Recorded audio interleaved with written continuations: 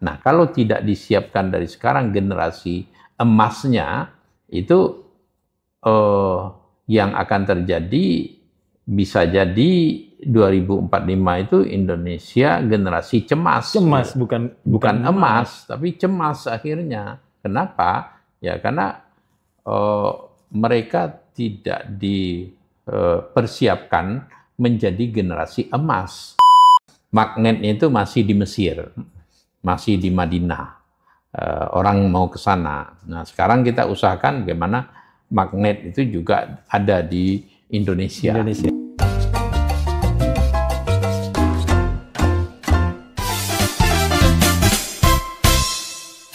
Halo, Assalamualaikum warahmatullahi wabarakatuh. Salam sejahtera untuk kita semua. Kembali jumpa di Asmentol, ceritain aja. Kali ini kita kedatangan tamu, seorang profesor, kemudian dosen, penulis buku, dan beliau juga adalah Direktur Sumber Daya Manusia dan Pengembangan Bisnis Universitas Islam Internasional Indonesia. Kita sapa Profesor Dr. Amsal Bahtiar, MA. Selamat datang, Prof. Iya, sama-sama. Iya, di studio Asmen, Asistensi Media Nasional. Asistensi Media Nasional. Iya. Ya. Kabarnya sehat ya, Prof ya? Alhamdulillah, sehat. Alhamdulillah. Oke. Ya. Prof, sebelum berbincang-bincang panjang lebar tentang kesibukannya saat ini, bisa nggak diceritakan sekelumit perjalanan pendidikan profesor ini kan dari semenjak di kampung halaman kan banyak yang pengen tahu nih seperti apa sih perjalanan pendidikan dari pendidikan ya. Iya, Prof. Silakan, Prof. Ya, terima kasih nih Mas Hatta ya. Iya, sama-sama. Ya saya kampung sebenarnya Padang Ganting Batu Sangkar. Oke. Gitu. Kemudian lahir di Padang Panjang. Karena ibu dan ayah merantau ke Padang Panjang. Jadi pendidikan kecil saya di Padang Panjang dekat rumah. Mulai dari TK, SD, kemudian lanjut ke Tawalib Padang Panjang. Ya, di dekat Dinia Putri itu. Nah, tingkat SMP di sana. Tawalib terkenal ya, ya, Prof ya? Tawalib kan terkenal. Udah 110 tahun umurnya. Nah, kemudian saya dipindahkan ke Gontor, Ponorogo. SMA-nya di sana? Iya, SMA di sana, di Pondok Pesantren itu kan. Iya. Nah, itu di Jawa Timur. Iya. Itu terkenal juga. Ya, itu kan terkenal juga. Terkenal juga melahirkan tokoh-tokoh. Ya, banyak tokoh seperti Pak Din Samsudin, Hasyim Muzadi, gitu, dan yang Hidayat Nur Wahid itu termasuk. Nggak diragukan lagi. Ya, nah tamat dari sana saya bercita-cita dan ibu juga ayah untuk sekolah ke Timur Tengah. Maka saya didaftarkan untuk menjadi calon mahasiswa, tapi lewat DDII. Lewat DII itu adalah Dewan Dakwah Islam Indonesia yang dipimpin oleh Pak Nasir waktu itu. Karena ayah dan ibu itu dekat dengan Pak Nasir. Sama-sama Masumi, orang Masumi. Gitu. Nah, kemudian ya syaratnya itu harus mengabdi minimal 2 tahun di pedalaman dan di daerah terpencil. Gitu. Ya, saya sanggupi ikut program itu ke daerah transmigran Pasaman Barat yang transmigrasinya itu zaman Soekarno 1964. Nah, itu. Tapi karena ada gejolak G30 SPKI, mereka terlantar, banyak yang meninggal, sakit dan lain sebagainya. Tapi prinsipnya menderita lah. Gitu. Nah di situ saya berdakwah. Tapi kemudian setelah 2 tahun tidak ada tanda-tanda diberangkatkan ke Saudi, dan ke Mesir atas sponsor Rabitah Alam Al-Islami itu, Pak Nasir. Nah, karena tidak ada tanda-tanda, saya banting setir ke IAIN Jakarta. Dulu kan namanya IAIN, sekarang UIN. Dulu kan Institut Agama Islam Negeri Jakarta. Ya. Syarif Hidayatullah. Syarif Hidayatullah Jakarta. Nah, sekarang Universitas Islam Negeri Syarif Hidayatullah Jakarta. Jadi universitas kan tahun 2022 itu.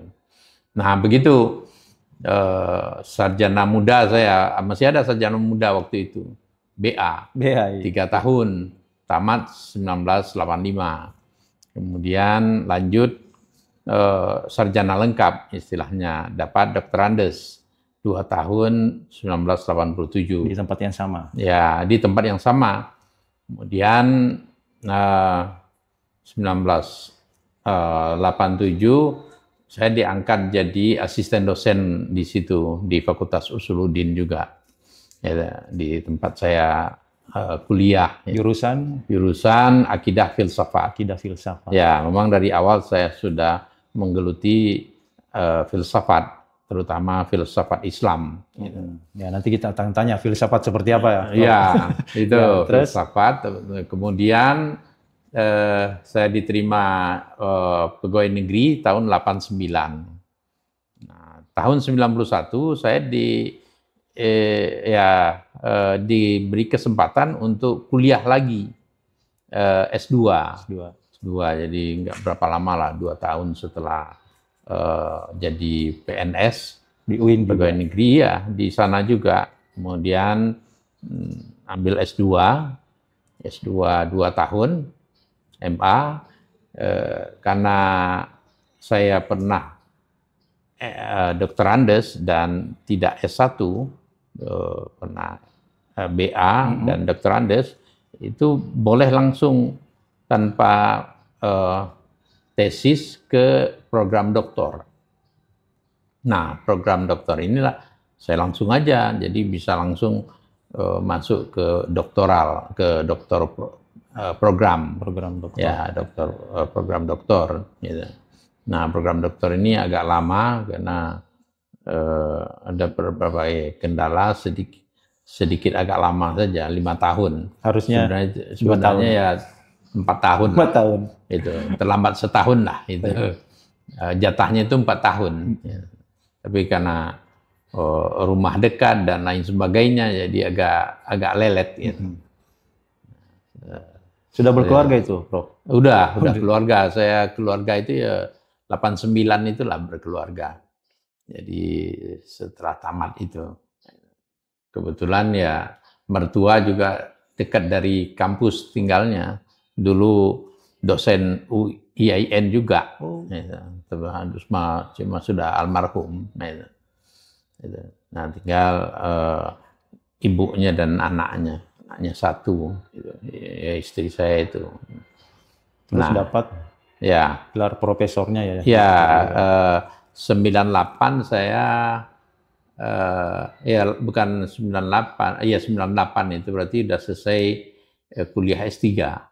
S3-nya kuliah. Nah, waktu itu saya rajin nulis di artikel, di jurnal, dan profesor nggak begitu sulit waktu itu.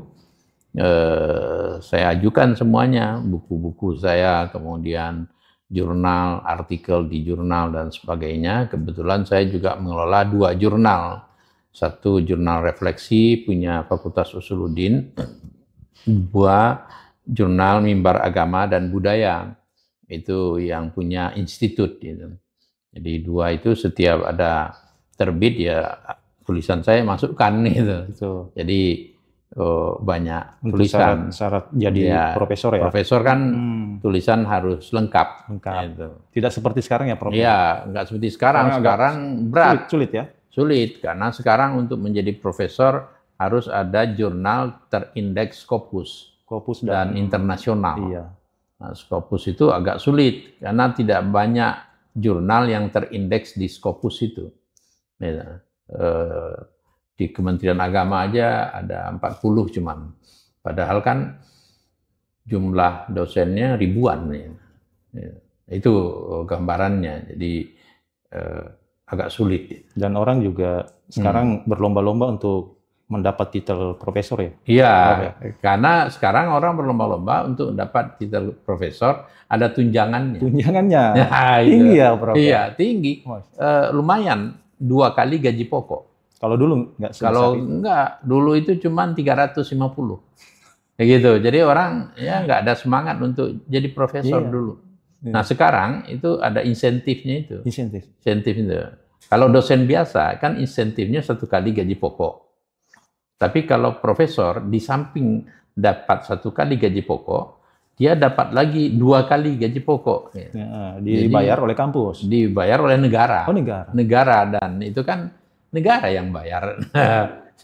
Iya, itu. Iya, pantasan orang sekarang lagi. Iya, lagi cari kesempatan bagaimanapun itu supaya tulisannya masuk ke jurnal. Jurnal ya. Itu salah satunya. Kemudian nulis buku. Oke. Itu. Berarti Prof ini penulis juga ya? Ya, menulis. Menghasilkan berapa, Prof, sekarang buku yang di 14 apa? Ya, sekitar 10 lah. 10. Itu saya nggak hafal benar karena ada yang nulis bersama dalam satu buku, ya kan? Tulisan bersama, kemudian ada tulisan sendiri juga, sekitar 6 itu. Lebih banyak ke filsafat. Ya, filsafat. Tasawuf ya? Tasawuf juga. Kemudian ya lebih khususnya kalau profesor saya bidangnya kan filsafat Islam. Filsafat Islam. Prof, dukungan keluarga sendiri seperti apa? Sehingga itu pendidikan kok menggeluti banget sampai ini. Iya, pada prinsipnya orang tua dua-duanya guru. Support gitu. Sehingga dia memperhatikan pendidikan anak-anaknya. Ibu saya guru SD. Ya, bapak juga setelah pensiun, bahkan sebelum pensiun, dia di PDK dulu, Dikbud sekarang, pegawai negeri, itu sudah mengajar juga di IAIN Batu Sangkar. Jadi mengajar.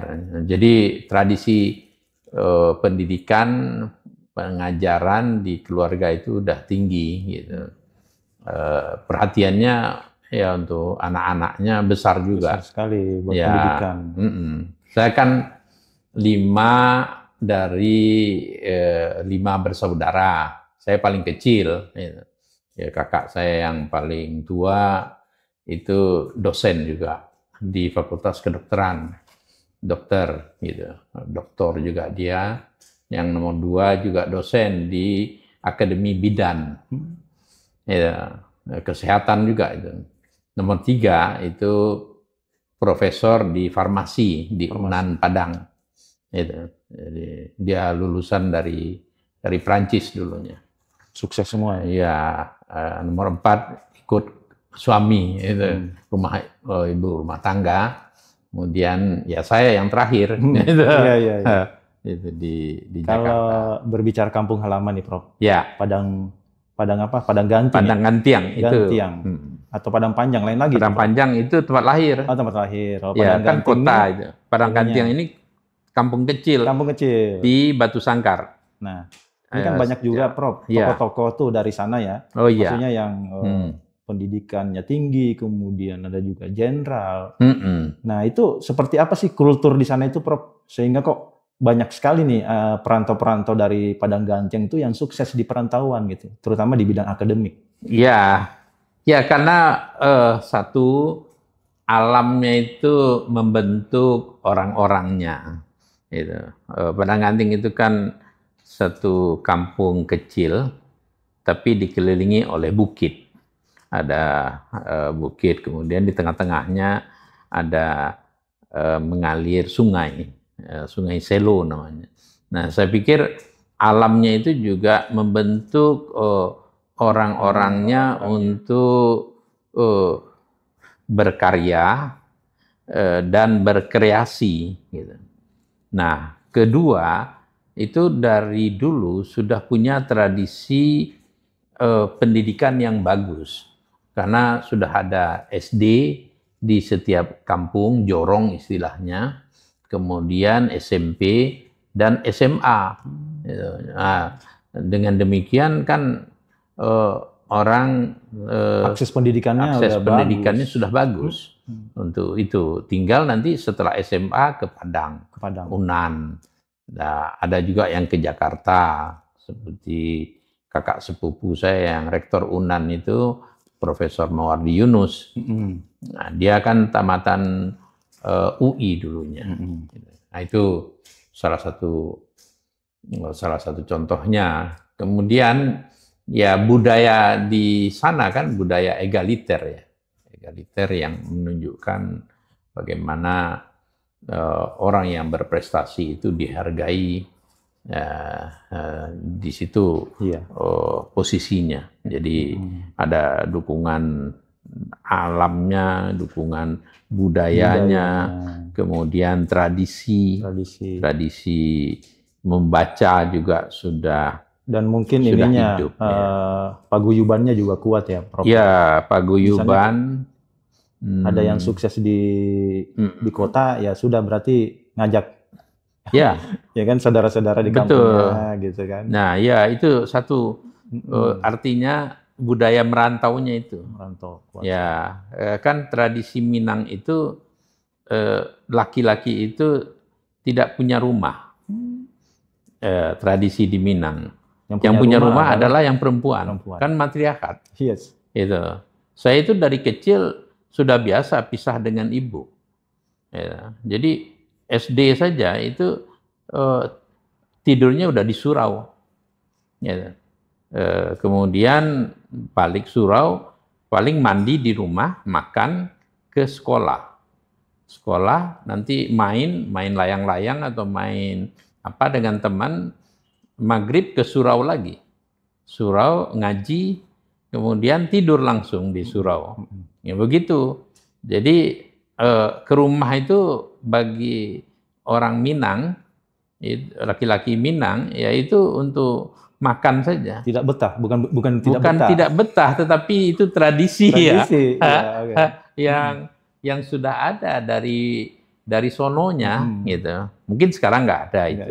Karena suraunya juga sudah banyak menghilang. Malah aneh ya, Prof, kalau misalnya ada pemuda yang masih di rumah aja gitu. Iya, malah aneh. Merantau gitu ya. Iya, masih di rumah. Maka kan ada pepatah Minangnya itu ketek di surau, gaek di surau. Artinya waktu kecil di surau, SMP lah itu, SMA. Kemudian gaek itu tua. Udah tua, umur 70, 60 di surau lagi. Gitu. Nah, itu maksudnya itu dari surau kembali ke surau. Dari surau kembali ke surau. Iya. Orang dulu ya, yang dulu ya itu kan ada tradisi istrinya itu 2, 3. Tapi kalau sudah agak tua itu kadang-kadang dicuekin oleh istrinya. yang setia tinggal 1, Pak. Iya, apa? Ya, yang satu juga kadang-kadang cuek juga. Nah, akhirnya dia lebih senang di surau aja dengan teman-temannya. Nah, gitu. Iya. Nah, memperdalam ilmu agama kan. Iya, memperdalam ilmu agama atau ngobrol dengan temannya. Nah, nanti kalau ya anaknya ngantarkan makanan ke surau dan sebagainya gitu. Nah, jadi yang dulu seperti begitu, sekarang kan sudah tidak ada lagi. Jadi itu tradisi. Tradisi. Nah, sehingga ketika berpisah benar dengan ibu atau dengan orang tua sudah nggak canggung. Merantau itu menjadi satu tradisi aja. Gitu. Nanti ya tentu saja tetap pulang mengunjungi orang tua. Gitu. Ya. Tapi ada dorongan harus sukses ya sebelum pulang. Iya, gitu. Ada pastilah karena punya keinginan. Ya. Iya. Apa namanya target. Semangat fighternya itu ya? Iya, fighter itu. Perantau itu yang luar biasa. Betul. Apalagi yang awal-awal dulu kan banyak yang sukses itu. Rumahnya di Menteng. Rata-rata orang Minang dulu yang di sudut air itu mendirikan percetakan kan, penerbitan. Penerbitannya Kalau disebut banyak pengusaha fotokopi itu benar ya, Prof? Iya, fotokopi. Itu ada satu kampung yang khusus fotokopi isi di Bandung itu. Dan lambang dari kampungnya itu Atar namanya, dekat dari Padang Ganting itu adalah pengusaha fotokopi semua. Iya, fotokopi yang sukses di Rantang. Pintu gerbangnya itu lambangnya itu patung fotokopi. Gitu. Iya. Jadi fotokopi itu unik ya. Unik gitu. Betul. Itu banyak yang begitu. Oke, Prof. Itu tradisi, Prof. Sekarang ke masa kini nih. Ini kan banyak anak muda, gitu kan. Ini masih berkaitan dengan sekarang Prof sebagai direktur SDM nih. Nah, ini anak muda banyak yang galau nih, Prof, terkait masa depannya, gitu kan, karirnya, gitu kan. Apa yang harus mereka lakukan nih, yang kira-kira saran dari Prof untuk anak-anak muda biar nggak galau gitu, mengenai karir dan segala macam, pendidikan terutama. Iya, saya pikir memang satu kuncinya pendidikan. Pendidikan harus dijalani secara serius. Dan setinggi mungkin, karena inilah yang mengantarkan kita untuk mengubah hidup satu, kemudian ya untuk mengembangkan wawasan, kemudian modal untuk hidup juga, modal untuk hidup. Jadi makanya saya sering katakan ke mahasiswa saya, kalau mau menjadi insan kamil, ya serius dalam pendidikan. Insan kamil itu maksudnya manusia sempurna lah, manusia paripurna. Ya, paripurna. Umpamanya, saya kan dari latar belakang pesantren, kemudian S1-nya di UIN, oke lah, itu di Fakultas Usuluddin atau di Fakultas Syariah, ya, untuk memantapkan keindonesiaannya. Tapi S2-nya kalau dapat ya di negara Arab, ya, di salah satu negara Arab yang bisa menguasai bahasa Arab dan ilmu keislamannya. Arab Saudi atau? Ya, Arab Saudi atau Mesir. Atau Yaman. daerah ya Yaman nggak di lagi perang jangan gitu. Maroko boleh. Maroko, kemudian Tunis, Aljazair. S3-nya kalau dapat di negara barat, karena universitas di negara barat itu unggul dalam metodologi. Nah, sedangkan di negara-negara Islam itu unggul dalam materi. Nah, kalau pulang dari situ, nah itu kan menguasai minimal 3 budaya besar dunia. Satu, kita punya akar keindonesiaan, karena sudah di pesantren dan di UIN. Kedua, kita mempunyai materi yang hebat tentang keislaman itu di negara-negara Arab. Artinya dari aslinya, dari asalnya itu, dari Mekah, Madinah, atau dari Mesir. Mesir kan tradisi pendidikannya udah panjang, udah 1000 tahun kan, Al-Azhar itu. Nah, kemudian Barat metodologinya bagus, ya, sehingga kita punya wawasan yang global juga, baik di Eropa maupun di Mesir, di Amerika. Nah, kalau sudah memiliki 3 tradisi besar itu nggak usah dipikirkan dan tidak usah kecewa atau khawatir lagi tentang masa depan. Nah, itu pemuda pasti banyak yang nyari. Ya, pasti banyak yang mencari itu. Ya, sekarang aja umpamanya kita di Universitas Islam Internasional Indonesia, ya kan, kan sudah pernah Pak Hatta sana itu untuk mencari dosen yang fasih dalam bahasa Inggris, bahasa Arab itu kan sulit. Gitu. Padahal kita sudah memberikan insentif jauh lebih besar daripada dosen PNS yang biasa, gitu. Apalagi yang dari luar negeri, dosen-dosen dari luar negeri itu kan membayarnya pakai standar dolar. Nah, itu ya, sampai Kita kalau yang terkenal sekali itu punya nama, dia di luar negeri, produktivitasnya tinggi, ya kita sampai bayar $5.000 umpamanya. Sekarang masih ada yang masih ada 1-2 dosen yang seperti begitu. Nah, ini buktinya bahwa kalau serius di situ.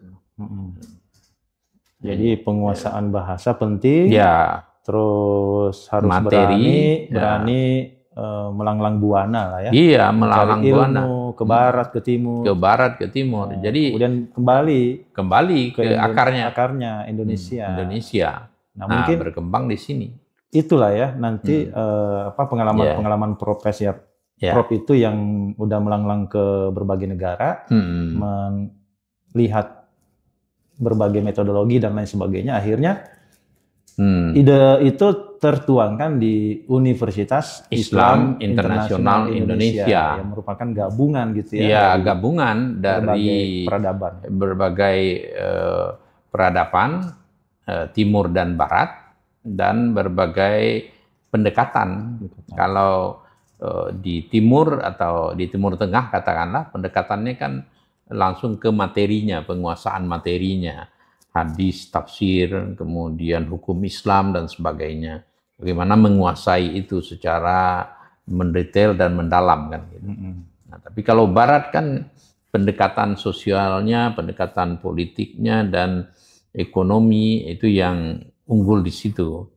Nah, UI3 ini kan menggabungkan dua tradisi besar tersebut. Kemudian menjadikan cita-citanya ini sebagai hub, sebagai tempat yang menarik orang untuk kuliah di UI3. Nah, sekarang kan magnetnya itu masih di Mesir, masih di Madinah. Orang mau ke sana. Nah, sekarang kita usahakan bagaimana magnet itu juga ada di Indonesia. Di UI3. Dan itu on proses ya? Ya. Ongoing proses karena kita masih 4 tahun ya. 4 tahun. Ya, umurnya masih umur jagung lah itu. Prof, ini kan Gen Z ya sekarang. Ini kan maunya serba instan. Artinya proses yang seperti yang Prof ceritakan tadi gitu kan, jatuh bangunnya itu kadang Gen Z itu nggak mau seperti itu gitu ya. Iya. Ya, maunya ya udah langsung jadi ya kan. Iya. Nggak perlu merantau segala macam, tahu-tahu sukses. Nah, itu secara filsafatnya itu, kalau secara ilmu filsafat itu gimana ngelihatnya itu? Ya, itulah yang penting sekali, bahwa tidak ada yang instan. Semuanya by proses. Lewat prosesnya itu. Bertahap. Tidak ada orang yang tiba-tiba profesor aja. Tiba-tiba profesor dari TK gitu. Itu harus melewati jenjangnya lah. Jenjang, kalau di Bukit Tinggi itu ada jenjang 40. Nah itu kan, dari kita mau ke atas itu kan nggak bisa loncat. Yang bisa loncat itu kan Batman aja, itu pun di film. Di dunia nyata nggak ada. Di dunia nyata kan nggak ada, jadi bertahap sampai ke proses terakhir. Jadi memang watawa bisobri itu penting, sabar itu sebenarnya proses. Intinya proses. Sabar mengikuti proses. Itu. Jangan instan, terlalu cepat. Nah, nanti bahaya itu. Orang-orang sekarang itu sebenarnya karena ingin instan, itu celaka dia. Ingin cepat, pintar, itu jual beli gelar. Iya. Nah itu kan berbahaya. Ingin cepat kaya, korupsi. Nah itu kan berbahaya. Itu. Jadi ya yang instan-instan itu berbahaya. Tapi kalau umpamanya kita lihat konglomerat yang bertahap, dia mulai jual bakul, kemudian lama-lama menjadi hebat dan kaya, itu kan dari proses kecil menjadi orang kaya, kan begitu. Nah, ketika kaya, dia menyadari ini adalah tahap-tahap yang sudah dilalui dengan proses itu. Nah, jadi tidak loncat saja. Begitu juga seorang yang apapun namanya, apakah seniman, profesor, orang pintar segala macam kan harus melewati proses tadi. Nah, di situ pentingnya kesadaran ini, realitas ini disadari oleh anak-anak muda sekarang, gitu.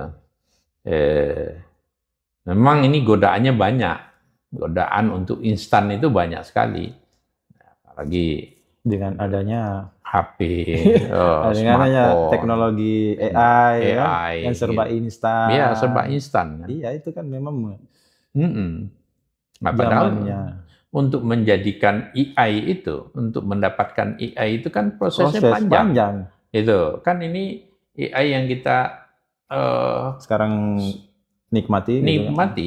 Atau smartphone yang kita nikmati itu kan dari proses yang sangat panjang. Gitu. Mulai dari revolusi 1.0, 2.0, 3.0, sekarang 4.0 sekarang. 6 ya? Ya, bahkan ada yang sudah 6. Ada yang 0. Ya, 5.0. Itu ciri khasnya instan tuh, Prof. Iya. Nah, itu 6.0, iya kan? Nah, itu kan berkembang terus.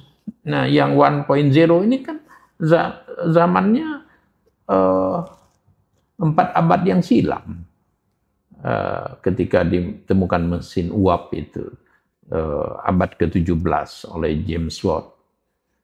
Mulailah ada mekanisasi kan.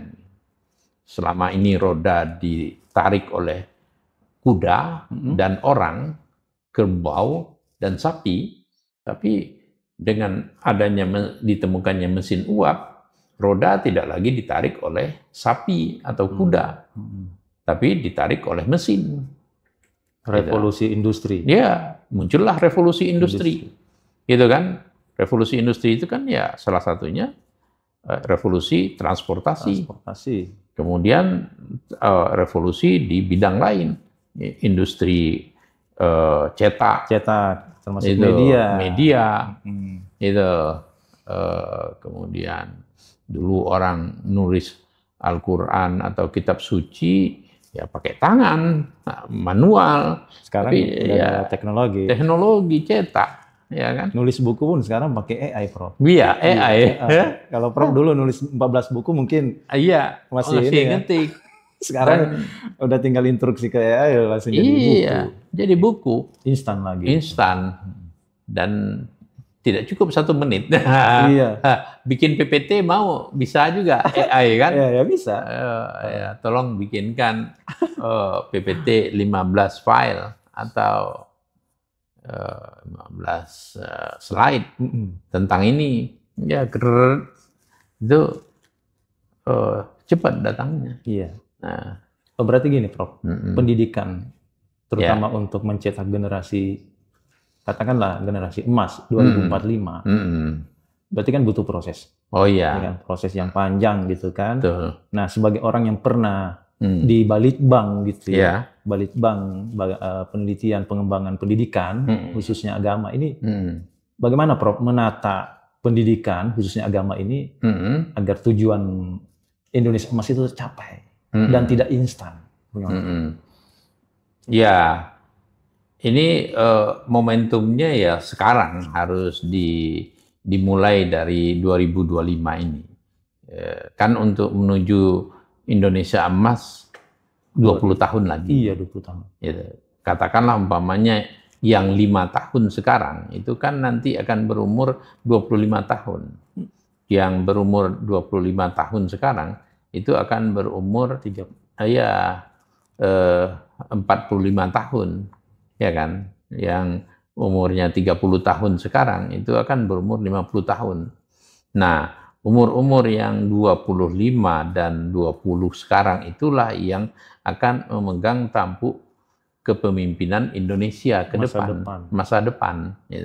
Nah, kalau tidak disiapkan dari sekarang generasi emasnya, itu yang akan terjadi bisa jadi 2045 itu Indonesia generasi cemas. Cemas, bukan emas, tapi cemas akhirnya. Kenapa? Ya karena mereka tidak dipersiapkan menjadi generasi emas dari sekarang. Mentalitasnya, ketahanan mentalnya, kepribadiannya, karakternya, integritas segala macam. Nah, ini yang akan berbahaya sebenarnya bagi masa depan Indonesia. Nah, karena itu lagi-lagi ya, saya masih tetap percaya pada pendidikan.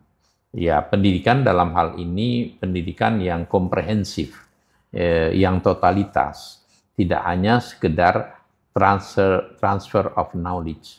Kalau transfer of knowledge kan itu bisa dilihat dari raportnya 9, matematikanya 10, akademik gitu. Itu kan transfer of knowledge gitu.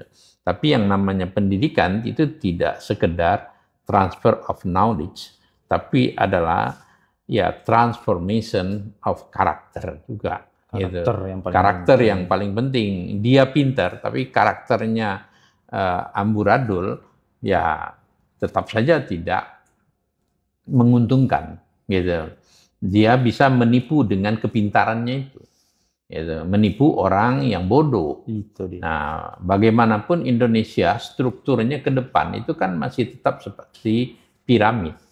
Piramid itu yang pintar di atas, yang kaya paling atas. Sedikit itu ya. Sedikit.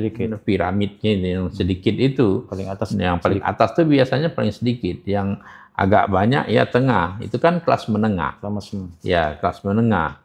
Nah, kemudian yang paling banyak ya yang kelas bawah. Kelas bawah ya yang tidak terdidik, kemudian yang tidak kaya. Itu yang paling banyak, itu yang paling bawah kan. Dan struktur masyarakat dari dulu sampai sekarang nggak berubah gitu, nggak berubah banyak gitu. Nggak ada yang terbalik gitu. Piramida terbalik kan hanya ada di pemberitaan media massa. Iya.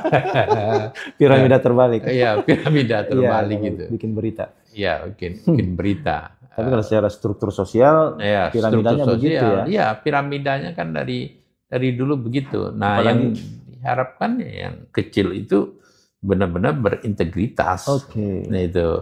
Apalagi melihat data, Prof, jumlah lulusan SD dan SMP itu cukup banyak di Indonesia gitu. Iya. Dibanding yang S1-nya. Nah, ini juga jadi masalah kan nanti ke depannya. Kalau emang yang tamatan SD, SMP ini nggak berusaha untuk meningkatkan lagi kapasitasnya. Kemudian dia nanti diharapkan kan mandiri lah. Mandiri, terutama mandiri itu ya dalam bidang ekonominya, kerjanya dan sebagainya. Itu yang diharapkan. Jadi tidak menjadi beban negara. Ya, dia bisa punya keterampilan. Makanya kan minimal itu kan mereka punya keterampilan di tingkat SMK itu.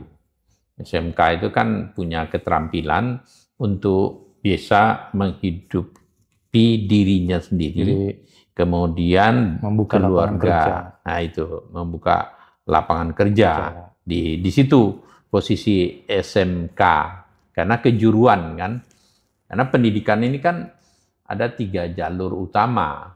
Jalur utama satu ya vokasi itu, kejuruan, kemudian akademik dan profesi. Nah, kalau akademik itu kan SMA, S1, S2, S3, doktor. Itu kan bidang akademik. Ya, tujuannya untuk menjadi pemimpin. Gitu. Pemimpin bukan berarti memimpin negara saja, tapi memimpin dalam bidang ilmunya. Gitu. Umpamanya ada S3 di bidang sejarah. Nah, dia memang benar-benar ahli dalam bidang sejarah itu. Nah, kalau orang bertanya ya ke dia, gitu. Ahli tafsir seperti Pak Quraisy. Nah itu dia pemimpin di bidang tafsir itu, ya Karena S1, S2, S3-nya bidang tafsir, profesornya bidang tafsir. Jadi dia pemimpin di situ. Itulah makna profesor ya. Itulah makna profesor. Pemimpin di bidang keilmuan. Keilmuannya. Orang bertanya ke dia, apa itu namanya arti dari ahad. Nah, itu kan adanya di tafsir itu. Nah, itu. Oke. Nah, di situ bedanya. Terkait ini, Prof. Tadi sempat nyinggung karakter, berarti kan yang penting karakter. Selain tadi transfer knowledge, juga adalah pembentukan karakter. Nah, mungkin di sinilah pentingnya pendidikan agama ya, Prof. Tidak lagi dikotomi ya, Prof. Antara pendidikan ini nih yang umum, ini pendidikan agama. Jangan sampai ada dikotomi gitu lagi, Prof. Iya, itu terintegrasi semuanya. Karena bagaimanapun pendidikan itu menjadi satu kesatuan. Katakanlah umpamanya mengajarkan matematika, itu kan pengajaran, transfer of knowledge tadi. Tetapi kan kemudian ketika itu diberi bobot nilai agama, nah itu dia kan tidak boleh berbohong. 2 tambah 2 tidak 3. Ya. Gitu. 2 tambah 2 ya 4. Gitu. Nah itu kan konsistensi di situ. Kemudian menuntut pegangannya pada nilai tadi, nilai akhlak gitu. Nilai akhlak, perbuatan, integritas itu. Nah itu yang ditonjolkan. Nah, nilai itu yang memberi adalah agama tadi, salah satunya. Yang memberi nilai itu adalah adat, itu salah satunya juga yang lain. Umpamanya kita punya tangan nih, 2. Sebenarnya tangan kiri dengan tangan kanan kan tidak ada beda. Iya. Nggak ada beda, karena tangan kanan 5 jarinya, tangan kiri 5 juga jarinya. Dari segi sikunya juga sama. Fungsinya juga sama. Nah, cuma nilai itu beda. Nah, yang memberikan nilai itu siapa? Yang memberikan nilai itu adalah agama, adat. Itu. Kenapa tangan kanan jauh lebih baik untuk bersalaman dibandingkan dengan tangan kiri? Kenapa kita nggak salaman tangan kiri? Nah, gitu kan? Nah, itu kan nilai universal. Mau salaman dengan Donald Trump juga tangan kanan kan? Gitu. Padahal kan tangan kiri dengan tangan kanan ya dari segi bentuk segala macam sama saja. Itu fisiknya gitu. Nah, cuma agama dan adat itu memberikan nilai ke salah satunya. Bahwa kalau memberikan sesuatu lebih baik pakai tangan kanan. Itu kan ada hadisnya. Nah, di situ kemudian nilai tangan kanan itu lebih baik itu. Nah, dari fisiknya nggak ada perbedaan. Makanya benar lah yang disebut adab itu lebih tinggi dibanding ilmu. Bahkan lebih tinggi daripada hukum. Adab itu ya. Adab itu etika, karakter. Itu lebih tinggi daripada hukum. Nah itu. Jadi hukum itu di bawah etika. Gitu. Baik, Prof. Terima kasih, Prof. Ya, sama-sama. Penjelasannya. Semoga penonton dapat insight, wawasan yang baru ya. Iya, sama-sama. Semangat gitu ya. Nanti berikutnya mungkin bisa nanti ngobrol lagi ya, Prof. Oh iya, silakan. Masih banyak bisa juga dipakai podcast yang di kampus. Iya, masih yang banyak di UI 3. materi gitu ya. Iya. Makasih semua. Demikian. Mudah-mudahan. Ya, bincang-bincang kita dengan Profesor Dr. Amsal Bahtiar, Direktur Sumber Daya Manusia dan Pengembangan Bisnis Universitas Islam Internasional Indonesia. Sampai jumpa di episode berikutnya. Assalamualaikum warahmatullahi wabarakatuh. Sama-sama. Oke, Prof. Terima kasih banyak, Prof. Iya, sama-sama.